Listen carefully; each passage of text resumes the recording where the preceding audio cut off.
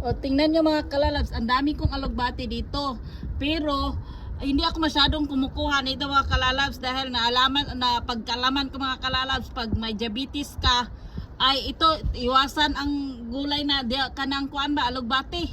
Dahil ito siya mga kalalabs, kay kanang, lalong-lalo na yung ano, yung may mga kuan ba, yung may sakit sa kidney.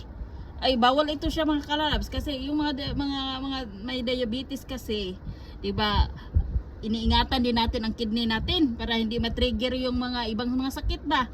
Kaya mga kalalabs, ito ay hindi pala siya pwedeng hindi pala tayo palaging kumakain ng ng alugbate. Ay, unsa naman ay nirapan naman ako mag-istorya. O basta mga kalalabs, ito ay hindi magandang kainin pag mayroon tayong kuan, pag iniingatan natin matang kidney ba. Lalo na may iba na tayong sakit gaya ng diabetes mga kalabs, lalo na yung mga may sakit na talaga sa kidney. Iwasan nyo pong kumakain ng alugbati.